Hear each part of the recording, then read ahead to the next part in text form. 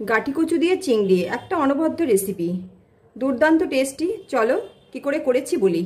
নমস্কার বন্ধুরা, আমি সুতপা। দেখো, সুতপার কথাতে আজকে নিয়ে এসেছি গাঠি কচু দিয়ে চিংড়ি মাছের একটা রেসিপি। চলো রেসিপিটা কি করে করেছি সেটা তোমাদের সাথে শেয়ার করি। তবে যাওয়ার আগে বলি, প্লিজ চ্যানেলটাকে সাবস্ক্রাইব করে ভিডিওটাকে লাইক দিতে ভুলো না। এবার চলো যাই। দেখো, চিংড়ি মাছগুলো নিয়েছি। চিংড়িগুলো কিন্তু খুব ভালো করে আমি পরিষ্কার করে নিয়েছি। আমার ওই হাত দিয়ে পোষাবেন, আমি পেছনটা পুরো কাঁচি দিয়ে কেটে মাঝখানের যে শিরাটা সেটা পুরো বের করে দিয়েছি। একদম খুব ভালো করে পরিষ্কার করে নিয়েছি, একদম দেখতেই পাচ্ছ। এবার এইগুলোকে, এই যে সমস্ত মাছগুলোকে ধুয়ে পরিষ্কার করে এবার লবণ হলুদ দিয়ে মাখাবো। দিয়ে দিচ্ছি পরিমাণ মতন লবণ, আর দিচ্ছি হলুদ, আর নেব, এটা তো পরে হাত দিচ্ছি, এটাতে লবণ হলুদ দিচ্ছি। আর হচ্ছে মশলা হিসেবে দেখো এই যে নিয়েছি, এইটা হচ্ছে চিংড়ি মাছের যে পাগুলো থাকে, পা আর লেজের যে লেজটা অনেকে রেখে দেয়, আমি লেজটাও কেটে নিয়েছি। দেখো লেজটা, এগুলো পেস্ট করে দেবো। আর নিয়েছি কাঁচা লঙ্কা। কাঁচা লঙ্কা বলতে আমার কাছে পাকা লঙ্কাগুলো পেকে গেছে, সেইগুলোই নিয়ে নিয়েছি। আর দেখো এদিকে নিয়েছি গাঠি কচু। অবশ্যই গাঠি কচুগুলোকে আমি কি করে কেটেছি, এই দেখো একদম লম্বা লম্বি 4 পিস করে নিয়ে নিয়েছি। এইবার মাছগুলোকে আমি একটু মাখিয়ে নিই পুরো ভালো করে। ওদিকে কড়াই আমি বসিয়ে দিয়েছি, কড়াইটা গরম হওয়ার জন্য। চলো কড়াইতে যাই। এই দেখো খুব ভালো করে মাছগুলো মাখানো হয়ে গেছে, কিন্তু কড়াই গরম হয়ে গেছে। কড়াইতে দিয়ে দিচ্ছি পরিমাণ মতন সর্ষের তেল। মাছটা ভাজবো। তবে চিংড়ি মাছ আমি কিন্তু কখনোই বেশি ভাজি না, ওই 1 টেবিল চামচের একটু বেশি হবে তেল দিয়েছি। মাছ আমি কখনো বেশি ভাজি না, মাছ আমি কিন্তু খুবই কম ভাজি। তোমরা দেখতেই পাবে মাছটা দেওয়ার সঙ্গে সঙ্গে আমি একটু বাদেই, মিনিট খানেক বাদেই তুলে নেব। এবার তেলটা একটুখানি গরম হয়ে নিক। এইবার দিয়ে দিচ্ছি চিংড়িগুলো, সবগুলোই একবারেই দিয়ে দেবো। এবার এটাকে নেড়ে চেড়ে ভাজবো একটু।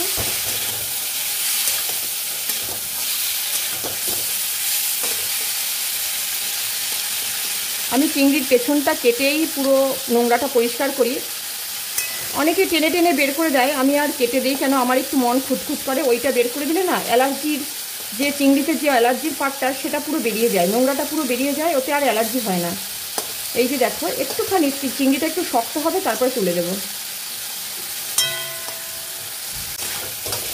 এই যে মাছটা হয়ে গেছে ভাজা, এবার এই মাছটা আমি তুলে নেব। গ্যাসটা প্রথমে কমিয়ে নিলাম।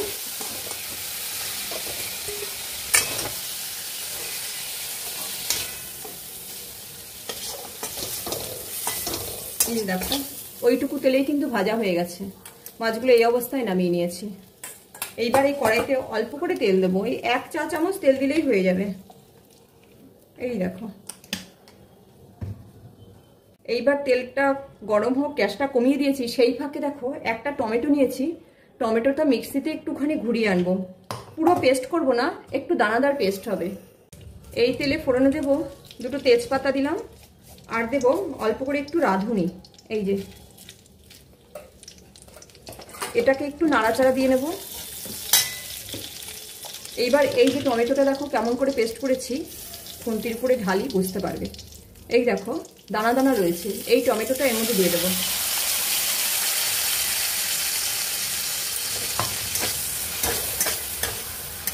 টমেটোটা কাঁচা অংশটা কাটিয়ে নেব আগে, একটু নাড়াচাড়া দিলেই কাঁচা অংশ কেটে যাবে। আর এই ফাঁকে এই যে চিংড়ির যে অংশ রেখেছি আর কাঁচা লঙ্কা, সেইটাকে খুব ভালো করে আমি পেস্ট করে নেব।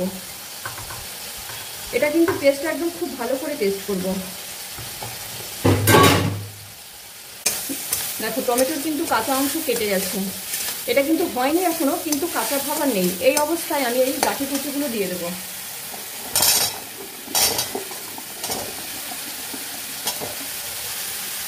দিয়ে কচুর মধ্যে লবণ দেব, হলুদ পরিমাণে কম দেব, সামান্য, আবার পরে দেবো আবার। এইবার এটাকে এইভাবে একটু ঢাকা দিয়ে ভাজা ভাজা করবো। একটু ঢাকা দিয়ে দেবো আগে। ঢাকা না দিলে ভালো করে সিদ্ধ হবে না, কিন্তু একটু ঢাকা দিতে হবে কচুগুলো।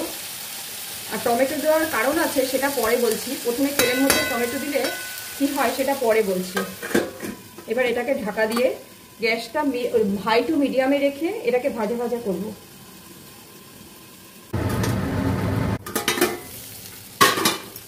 এই যে দেখো, একটু নাড়াচাড়া করলে টমেটোটা কিন্তু গলে মিশে এরকম হয়ে যাচ্ছে। এই অবস্থায় দিয়ে দেবো ওই যে চিংড়ির যে পেস্ট করে রেখেছি, চিংড়ি আর কাঁচা লঙ্কাটা, এইটা দিয়ে দেবো। জার ধুয়ে অল্প জল দেবো এখানে, খুব বেশি না, অল্প দেবো। মেনলি এইগুলো ধুয়ে দিয়ে দেবো।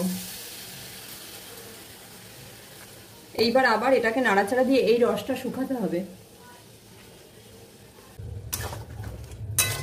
এতক্ষণ গ্যাস কমিয়ে রেখেছি, এইবার একটুখানি গ্যাসটা একটু বাড়াবো, খুব বেশি না, কারণ না হলে কিন্তু গাঁঠি কচুগুলো সিদ্ধ হতে একটু সময় লাগবে। আর ওই যে বললাম যে টমেটোটা আগে দেওয়ার কারণ, চিংড়ি আর গাঁঠি কচু মিলে একটা দারুণ কালার আসবে, সেই কালারের জন্য টমেটোটা আমি আগে দিয়েছি।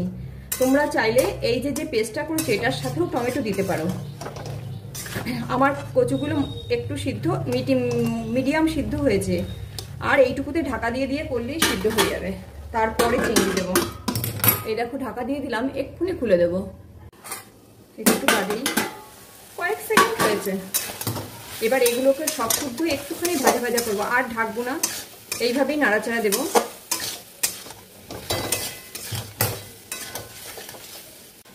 মেনলি এই মশলাগুলো, এই যে চিংড়ির যে পেস্ট রয়েছে আর প্লাস লঙ্কা, সব শুদ্ধ একটু কষা কষা হবে, একটু কষাবো হালকা করে।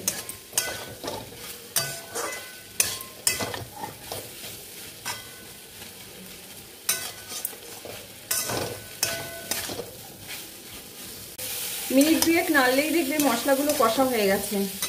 সামান্য তেল দেওয়ার কারণে তলায় একটু লেগে আসবে, তেলটা চাইলে বেশি দিতেই পারো। আমি যেহেতু নিজেরা খাবো তাই আর তেল কম দিয়েই করেছি। এই অবস্থায় এই যে হয়ে গেছে দেখো, পুরো কষা কমপ্লিট। এই অবস্থায় দিয়ে দেবো চিংড়িগুলো।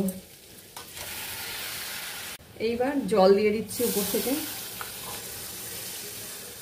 এইটুকুই থাকবে, আর দেবো না জল, কারণ কচুগুলোও নরম হয়ে গেছে, চিংড়িও সিদ্ধ। আর চিংড়ির যে কোনো রেসিপি দেখবে খুব বেশি ফোটাতে হয় না। এটাকে একটু ঢাকা দিয়ে দিই, ফুটে উঠলেই এটা মোটামুটি রেডি হয়ে যাবে।